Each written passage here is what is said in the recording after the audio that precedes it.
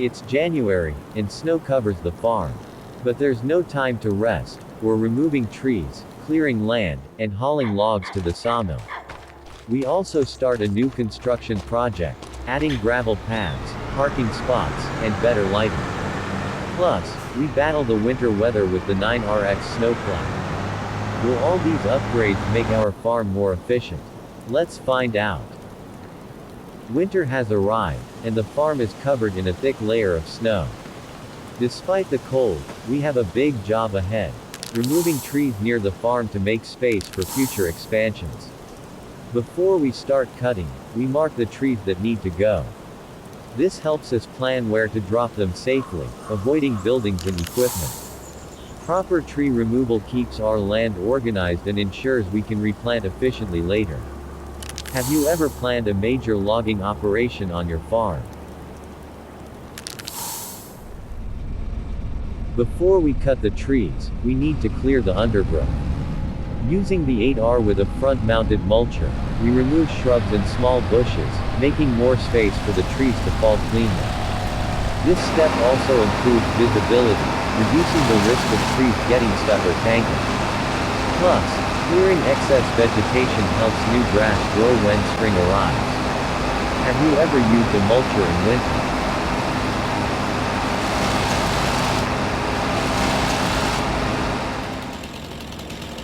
With the area clear, it's time to cut the trees. One by one, we saw them down and prepare them for transport. Some of the logs will be used in production, while others will be sold for quick cash.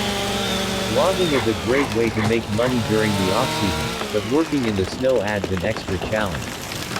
Slippery ground and cold machinery can slow us down. Should we keep working or wait for better conditions? The 8R isn't just clearing land, it's also helping with transport. With a winch attached to the rear, we drag fallen trees to our wood storage area.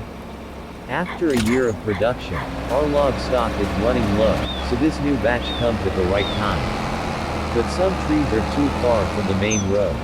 Should we drag everything manually, or rent better equipment to speed up the process? To make things easier, we rent a Volvo L200H wheel loader. This machine is powerful enough to lift large logs onto a low loader trailer, making transport much more efficient. The L200H is overkill for some jobs, but with large logs, we need serious lifting power. Have you ever used a wheel loader for logging, or do you prefer a more specialized forestry machine? Using the Volvo L200H, we carefully lift the first log onto the low loader trailer. But there's a problem, it's too big. Transporting oversized logs can be tricky, especially in snowy conditions. Do we cut it down further or take the risk of transporting it as is?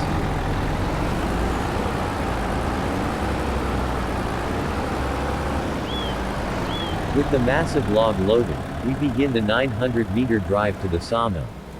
The snow-covered terrain makes it even harder. Slippery roads, tight turns, and uneven ground put our driving skills to the test. Upon arrival, we sell the first load for €3,000. It's not the biggest payout, but every bit helps. Should we keep selling in small batches, or wait and deliver larger loads for bigger payouts? With the first load sold, we prepare a second batch for transport. More trees, more logs, and more sales. It's a non-stop process, but essential for keeping our wood production running. Logging takes time, but it's worth it in the long run. A new month begins, but the snow isn't going anywhere. To continue our expansion, we need to clear space for new construction. Using the 9RX with a snowplow, we start pushing snow off the roads and work areas. It's a slow job, but necessary. Without it, we won't be able to move machinery or begin new projects. Snow removal can be tedious. Do you prefer to clear it manually, or use powerful machines like the 9RX?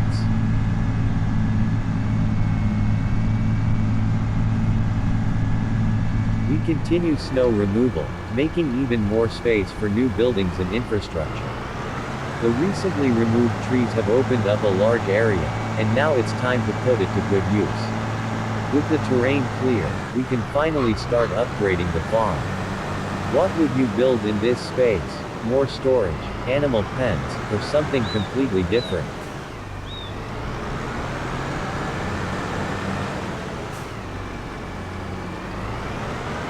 The next step is creating proper driveways and parking spaces.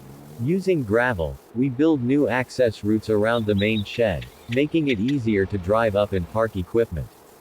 At the back of the shed, we create parking spots for vehicles and trailers. Proper infrastructure makes daily farm operations much smoother. Would you rather have gravel driveways, concrete roads, or keep things natural with dirt paths? After laying the gravel, we restore the surrounding areas with fresh grass. This keeps the landscape looking clean while still maintaining functionality. We leave one main path open, ensuring we can still access the area efficiently. Good planning now will save us a lot of trouble later. What's your favorite way to organize a farm layout?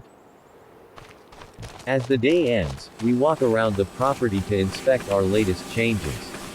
The sawmills have been restocked with fresh logs, and our wood supply is growing again.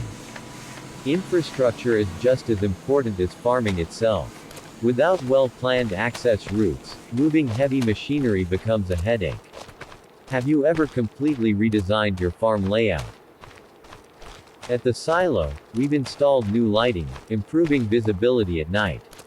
The front of the shed now has additional lights, making it safer and more efficient for late-night work.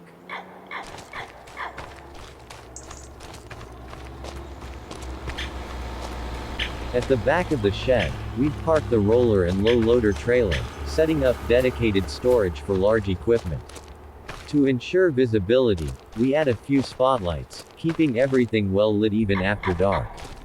Good lighting makes a huge difference. Have you ever added night lights to your farm for better workflow? That's it for this episode. We tackled logging, land clearing, and snow removal, and we also made big improvements to the farm's layout. Plus, we installed new lighting to keep things running smoothly, even at night. What was your favorite part of today's episode? Let us know in the comments. And if you don't want to miss the next one, make sure to like and subscribe. See you next time.